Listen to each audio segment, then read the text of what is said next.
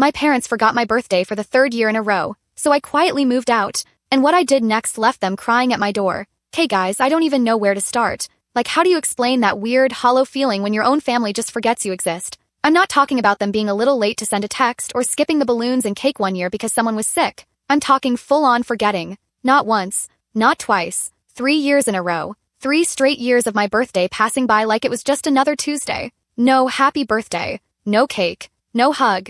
No we're proud of you. Just silence. Like I was a background character in my own life. And you know what? For a while I let it happen. I brushed it off like it didn't matter. Told myself I was being dramatic. It's just a day, right? Except it's not. Not when you watch them go all out for everyone else in the family. Like my brother Leo. He got a backyard barbecue for his birthday. Not even a milestone one, just some random 27th birthday. Dad grilled steaks, Mom made her signature chocolate lava cake, and they strung up fairy lights and everything. I was the one who helped set up. I blew up balloons, hung streamers, helped Leo fix the Bluetooth speaker when it wouldn't connect. And when it was my birthday a month later, crickets. Literal crickets. Not even a group text. And yeah, at first I thought maybe they were just busy. Or distracted. Or forgot for a second, like normal human forgetfulness. But it kept happening. And that's when it stopped feeling accidental and started feeling personal. It wasn't always like this. But honestly, looking back, the signs were always there. My parents are the type of people who love appearances. Like everything's gotta look perfect on the outside.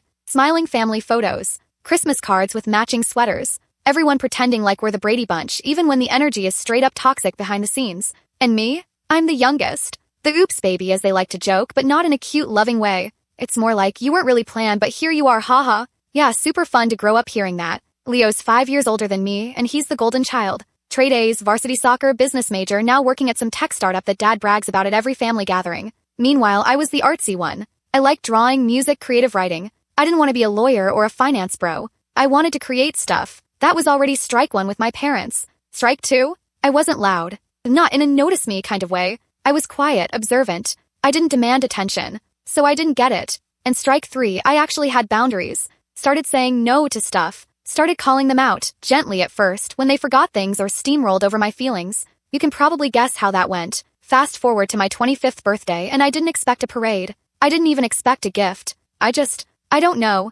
I thought maybe they'd at least remember. I woke up early and checked my phone. No messages. I figured maybe they were waiting until later in the day. So I went to work, checked every hour like a total clown. Nothing. Not even a hope you're doing well text from Mom. Meanwhile, I saw she'd posted a photo dump from their weekend in Napa. Wine tastings. Cheese boards. Dad smiling with his arm around her. And there I was just existing. By 7 p.m. I broke. I didn't want to, but the tears just started falling. I was sitting alone in my apartment with leftover pasta, a cheap cupcake I'd bought myself just in case, and this ridiculous hope that someone would call. Leo? Nope. Mom? Nope. Dad? Double nope. You know who did remember? My coworker Tasha. The one who I barely talked to outside of work. She brought me a little candle and said, I remembered you said June 5th was your birthday. Happy birthday, girl. That broke me even more. Like, why is it the people who barely know you that actually show up? And here's the part that stings the most. I reminded them. Literally 2 weeks before, I'd said in our group chat, hey, I'm thinking of doing something small for my birthday. Just dinner or something low-key.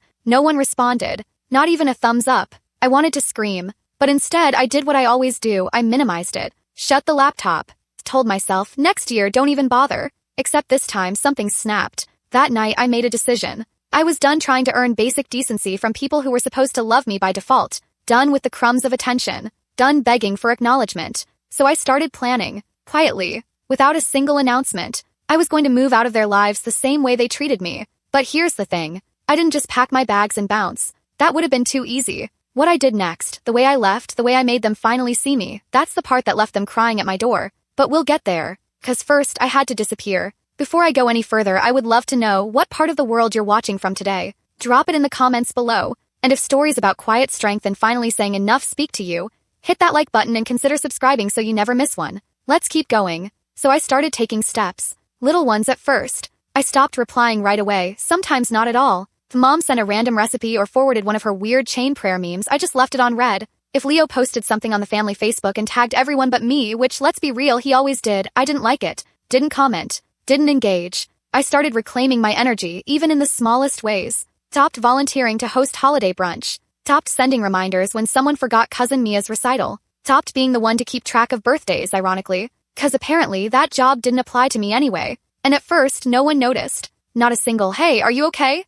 No, you've been quiet lately. Nothing. They were too busy posting about wine tastings and taking selfies with Leo's dog like he was the family heir. And that just confirmed it. I could disappear in plain sight and they wouldn't bat an eye. So I started prepping to do it for real. I didn't have much, just a one-bedroom apartment that still smelled like old radiator heat and grocery bags shoved under the sink. But it was mine. And I decided right then that it was going to be the place I started living again. Not just existing in the orbit of a family that saw me as background noise. I printed out a sticky note that said, "Make moves in silence," and stuck it to the fridge. Cheesy, yeah, but every time I opened the fridge for oat milk or leftover soup, it reminded me. I wasn't waiting anymore. And then came the real shift. I started applying for new jobs, out-of-state ones. Ones I wouldn't have considered before because I didn't want to be too far from family. Family? Funny how that word loses its meaning when you're the only one holding it up. Anyway, I got 2 callbacks within a week. Both in cities I'd only ever passed through before, and both companies seemed genuinely excited about me. Like they actually read my portfolio. They saw me. That alone made me cry in the shower one night. I didn't even know I'd been craving that kind of validation until I had it. Not praise. Just basic acknowledgement. Meanwhile, guess what my parents were doing? Planning a surprise birthday trip to Cancun. For Leo. Again. I found out because Mom accidentally posted the Airbnb receipt to our family group chat instead of to Dad. She deleted it within 5 minutes, but I saw it. And I didn't say a word. That was the moment I realized they didn't forget my birthday because they were too busy. They forgot it because they didn't value it. And if they didn't value something as basic as the day their daughter was born, what else was I wasting my time hoping for? So I made a checklist. I literally sat down one night with a glass of wine and opened up a Google Doc titled Exit Plan. Item 1, new job secured. Item 2, update mailing address, not theirs. Item 3, remove them as emergency contacts. Item 4, stop waiting for closure that will never come. And then I did something that honestly made me feel like I could breathe for the first time in years. I went through every closet, every drawer, every box labeled childhood stuff that I'd been storing for family reasons, and I threw it out. Every participation trophy. Every frilly sweater Mom bought that I hated but wore anyway. Even my old school awards, the ones that always got tucked behind Leo's like mine, were honorable mentions next to his framed spotlight. Gone. And I didn't feel guilty. I felt free. The next weekend, I turned down Sunday dinner. Now, if you know my family, you know Sunday dinner is sacred. Even Leo flies in sometimes for it. And for years, I never missed it. Even when I was sick. Even when I was busy. Even when I felt invisible at the table, sitting there while they asked Leo 20 questions about his bonus and not one about my latest art show. But this time, I said I had plans. And I did. I had plans to sit on my couch in pajamas and not get emotionally steamrolled for 2 hours. Course, Mom texted me. Hope everything's okay. We missed you. I left it on red. 'Cause deep down, I knew what would happen next. They wouldn't fight for me. They'd just let it fade. The same way they always had. But the difference now? I wasn't clinging to the rope anymore. I was walking away from it. And in the process, I was finally starting to feel like myself again. I dyed my hair for the first time in years. Bright copper, something they always said was too much for me. I got a tiny nose stud. I joined a book club. I said yes to a weekend trip with Tasha and her friends even though I barely knew them. And for the first time in forever, I wasn't shrinking myself to be digestible. I wasn't asking, will they be proud of this? I was asking, does this feel like me? And that question changed everything. It started small. That's the thing about pulling away. It doesn't always look like slamming doors or yelling matches. Sometimes it just looks like silence. I stopped initiating. No more, hey, how's everyone doing, texts in the group chat. No reminders about family birthdays. No happy anniversary comments under their curated vacation posts. I wasn't being cold. I was just done performing. And honestly, it was weird how long it took for anyone to even notice. 2 weeks went by. Then 3. I skipped a second Sunday dinner. Then a third. Still nothing beyond Mom's passive hope all is well message. No one picked up the phone. No one asked if I was okay. But I wasn't surprised. This was the family that forgot my birthday 3 years in a row. The family that showed up for optics but never really showed up. So I kept going. And then it happened. The job offer came in. I'd interviewed twice with this publishing company in Portland. Totally different scene, different vibe, everything. And when I got the call, I literally had to sit down. They offered me a full-time editor role, flexible hours, remote options, creative team that got me, and the pay? Way more than I was making. I remember just staring at the offer letter in my inbox, frozen for like a full 5 minutes. 'Cause it wasn't just a job, it was an exit. It was freedom. I accepted that same night, signed the offer, clicked submit, and then just sobbed. Not sad tears. Not even happy tears, really. Just this massive emotional release. Like I was finally breathing air that wasn't secondhand. After that, everything sped up. I found an apartment in Portland through a friend of a friend, small but cute, walking distance to a bookstore and a local cafe. Gave notice at my current job. Started selling furniture I didn't want to drag across the country. And the whole time, I didn't tell a soul in my family. Not because I wanted to be shady. Because I knew if I told them, they'd make it about them. Why didn't you tell us? Why didn't we get a say? They always wanted a say in things they never supported. So this time they didn't get one. And that silence started to get loud. A week before my move, Mom called me, like actually called, and left a voicemail. "Hey sweetheart, I noticed you've been a little distant. I hope everything's okay. We miss you. Let's chat soon." I didn't answer. I listened to the message while sitting on the floor, surrounded by cardboard boxes and half-taped picture frames, and I felt nothing. Because if you miss me, why does it take me disappearing for you to say it? And then came the text from Leo. "Yo, are you mad at me or something? Haven't heard from you in a minute." I stared at it for a while. Mad? No. Tired? Absolutely. But explaining emotional neglect to someone who's been adored his whole life feels like trying to describe color to someone who's only seen in black and white. So I didn't respond. Instead, I finished packing up my dishes and labeled the last box "Kitchen, Fragile," which felt weirdly poetic. 'Cause I was fragile once too. But now I was learning how to carry myself. A few days before my lease ended, I posted one single story on Instagram. Just a picture of an empty room and a caption, "New chapter loading." Within 20 minutes, Leo sent me a question mark message. Then Mom called again. I let it ring.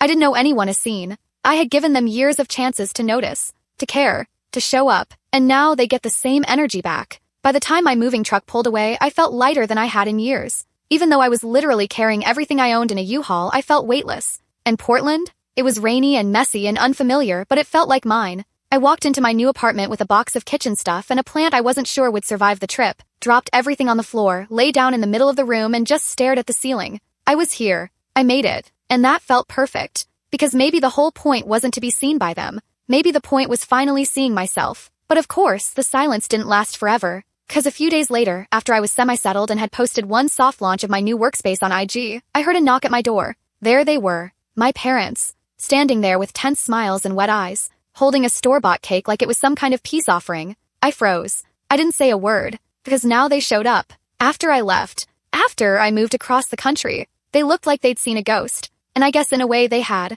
Because the version of me they used to ignore? She's gone. When I opened the door and saw them standing there, the mom in a windbreaker, hair half frizzed from the rain, dad holding a grocery store cake like it weighed 100 pounds, both of them looking way too hopeful for people who had ignored my existence for the past, well, forever. I didn't say anything. 'Cause what even was this? A guilt trip? A grand gesture? A last-ditch effort? Mom was the first to speak. "We didn't know you were moving." Her voice cracked like she wanted it to sound casual but couldn't keep it together. I didn't answer. Dad shifted awkwardly and kind of held up the cake like it was a truce. "Chocolate fudge. Your favorite, right?" That nearly made me laugh. 'Cause sure, it was my favorite. Back when I was 9. Back when I still thought birthdays were magical and parents were superheroes and love meant people showed up. I stepped aside. Not because I wanted to, but because it felt cruel to leave them standing in the rain. I let them in like two strangers who rang the wrong doorbell. We all sat stiffly on the couch, this awkward little triangle of people who shared DNA but not understanding. Mom placed the cake on the coffee table and just looked at me, like she was searching my face for something familiar.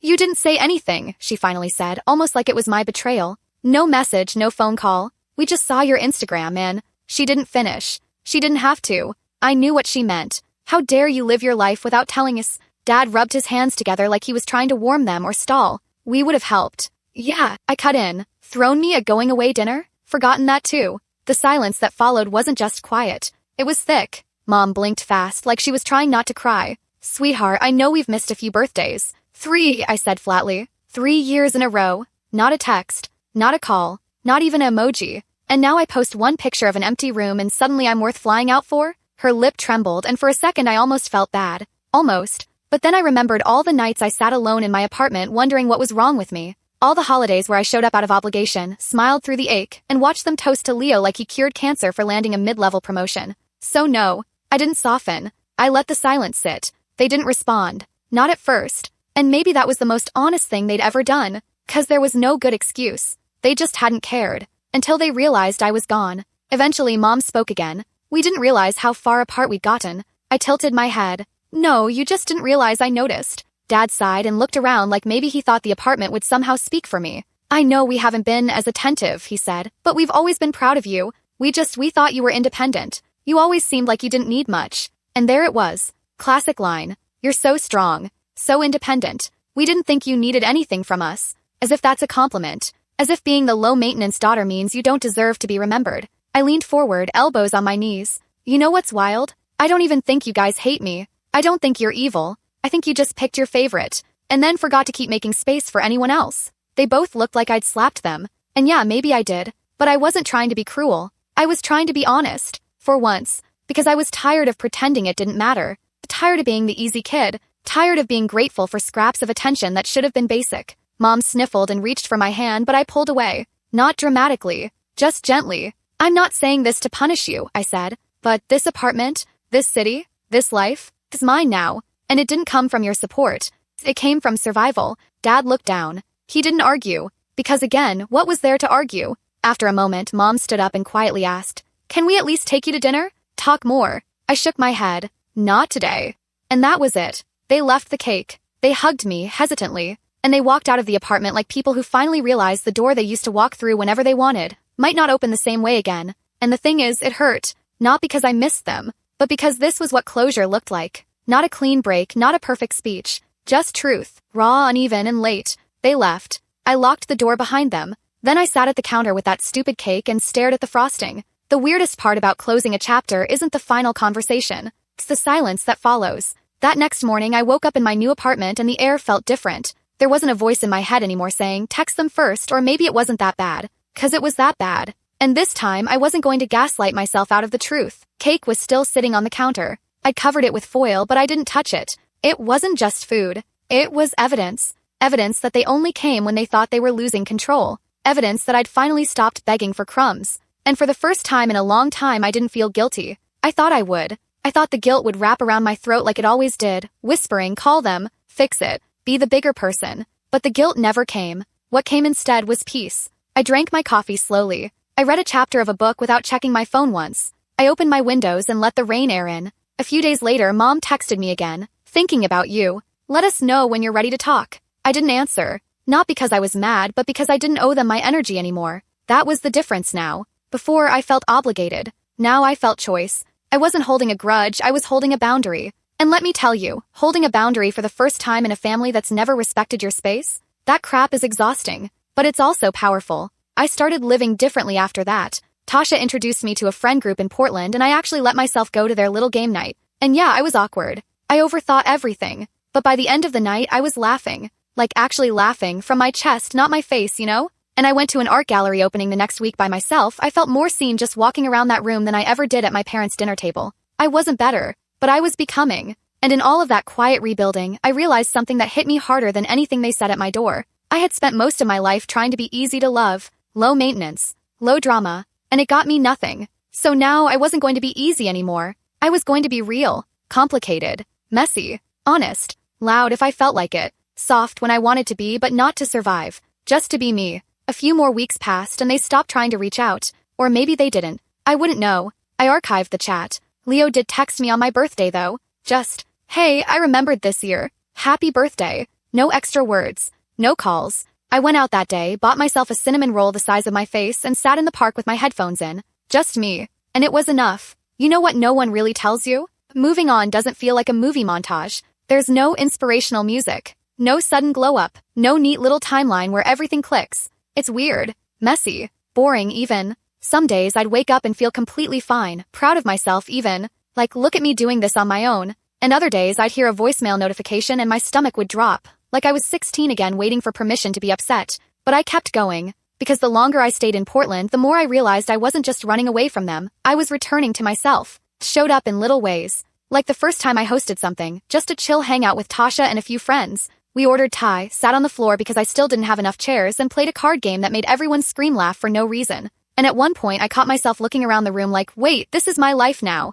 No one was judging my outfit. No one was waiting to compare me to Leo. No one was pretending to listen just so they could circle the conversation back to themselves. It wasn't perfect, but it was real. I also started painting again. I'd play music, light a candle, and lose track of time. The way I used to when I was little, before everything became about being practical or useful. I hung one of my pieces up in the hallway. And yeah, it was a little crooked, but every time I passed it, I smiled. 'Cause it was mine. And it didn't need anyone's approval to belong. There were still moments when the old me tried to crawl back. Like the time I saw a cute notebook at a local shop and my first thought was, oh, Mom would love this. I almost picked it up, almost texted her a picture, but I didn't. Then there was the night I found a box I forgot to unpack, stuffed with random keepsakes from my old place, and tucked in between a pile of mismatched socks and an old water bottle was a card. A birthday card from years ago. It was from my 12th birthday, the last one they actually went all out for. There was glitter on it, a cheesy poem, and a handwritten message from Mom. We're so proud of you. You're growing into such a beautiful, creative young woman. Can't wait to see who you become."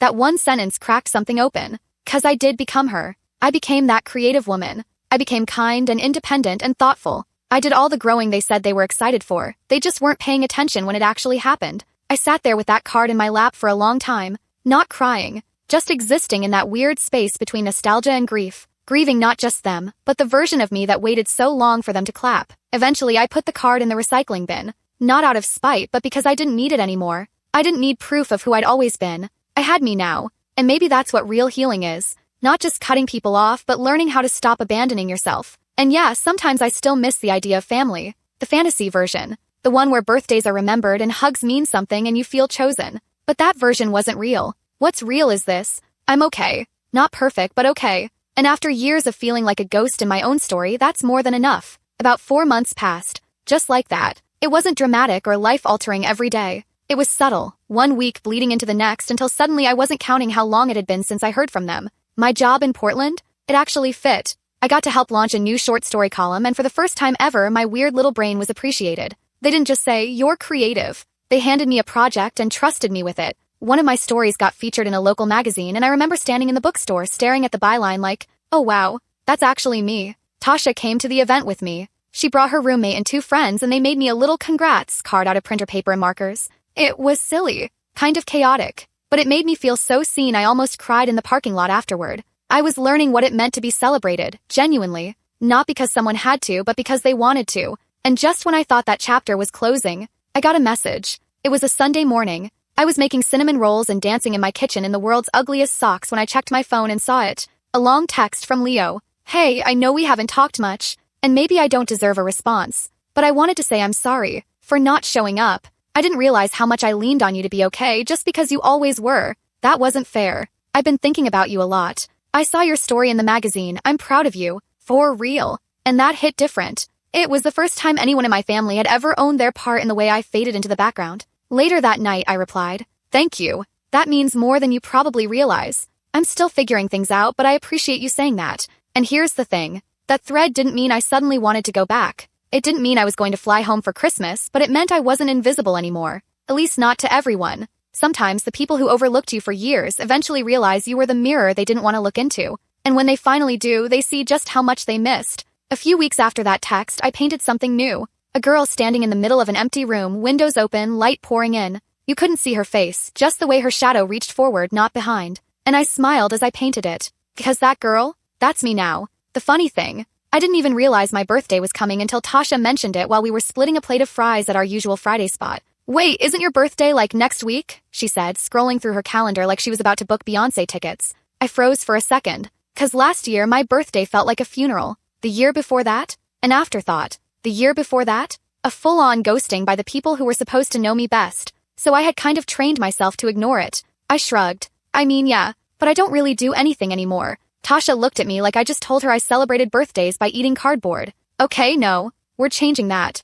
I laughed. "It's not a big deal." "It is a big deal," she said, dipping her fry in ketchup like she was making a legal argument. "You survived. You're thriving. You made a whole new life. If that's not worth celebrating, I don't know what is. And you know what? She wasn't wrong. So we planned something small. Just a picnic in the park. A few friends. A speaker. A ridiculous cake that looked like it belonged in a kid's TV show. No pressure, just people who showed up because they wanted to. And for the first time in forever, I felt excited. I picked out an outfit that made me feel like sunshine. I let myself sleep in. I even bought flowers for my own kitchen table that morning. Bright yellow ones. They didn't match anything in my apartment, but they made me smile. And when I got to the park, Tasha had already laid out blankets, snacks, and a little sign that said, "This is your era." It was dumb and perfect and exactly what I didn't know I needed. We laughed. We danced. Someone brought bubbles. I got frosting on my jeans and didn't even care. At one point, I just sat there, drink in hand, sun on my face, and looked around. No one was checking their watch. No one was talking over me. No one made me feel like I had to be easy to be loved. I was just me, and that was enough. That night, after everyone left, I walked home alone with a tote bag full of leftover cupcakes and a tiny Polaroid Tasha had taken of me mid-laugh. I set it on my fridge next to my Make Moves in Silence sticky note, and it hit me. I wasn't surviving anymore. I was living. My phone buzzed just as I was getting ready for bed. It was another text from Leo. "Happy birthday. I hope you're doing something fun this year. You deserve it." I replied, "Thanks. I really am." And I meant it. But yeah, Mom didn't text. Dad didn't call. There was no last minute we forgot but we care moment. But for the first time in my entire life, I didn't need them to remember. 'Cause I did. I remembered every version of me who waited for the bare minimum. The girl who stared at a phone that never lit up. The one who blew out her own candles and tried not to cry too loud. And I wrapped all those past versions of me up in a hug that day, metaphorically, emotionally, and told them, look, we made it. I went to bed with frosting still under my nails and the smell of sunblock on my skin, and I slept like a rock. It's been years now since I moved, since I stopped chasing, since I stopped answering texts with a heart I hadn't healed yet. And no, my parents never really came back. They didn't write a letter. They didn't send a big apology. They didn't have some magical breakthrough about their own behavior and beg me to come home for the holidays. They just kind of faded. A few texts here and there. A Merry Christmas that felt like it was sent to everyone in their contact list. Comment on one of Leo's Facebook photos where I happened to be tagged. That's it. First it bothered me. Like seriously? I left, I rebuilt my whole life and you still don't show up? But then I realized maybe this is their version of showing up. Late, light, safe, just enough to not feel like the villain in their own story. And you know what? I'm not interested in making them the villain anymore. 'Cause the truth is, they aren't. They're just people. Flawed, distracted, emotionally limited people who didn't know how to love me the way I needed. And I spent years thinking that meant I had to shrink down, twist myself into something more manageable, something more likable. But I built a version of happiness that didn't require their approval. I stopped asking, do they care? And started asking, do I feel at peace today? Some days the answer is yes. Other days it's not yet. But even the not yets feel better than the years I spent stuck in that emotional waiting room, hoping someone would finally call my name. I've redefined family too. It's not the people who share your last name. It's the people who bring you soup when you're sick. The ones who text you back when you spiral. The ones who show up with cupcakes and inside jokes and zero expectations. People like Tasha. People like the barista who remembers my order and my weird oat milk preference. People like me, finally learning how to show up for myself. Every now and then I'll get that flicker of doubt. Like maybe I should call. Maybe I'm being too harsh. Maybe it's time to fix things. But then I remember. Sometimes you just stop answering the door that keeps letting in pain. And that doesn't make you bitter. It makes you free. And if they ever come back again with cake or apologies or nostalgia, I might answer. Or I might not. Because I finally understand something I wish I'd known years ago. Being remembered isn't love. Being celebrated isn't proof. And sometimes the loudest kind of love you can give yourself is walking away quietly and never needing to look back. Really appreciate you listening today. If you like the story, don't forget to like, comment, and consider subscribing. And if you've been through something similar, I'd really love to hear it down in the comments. We're stronger when we share. See you in the next one.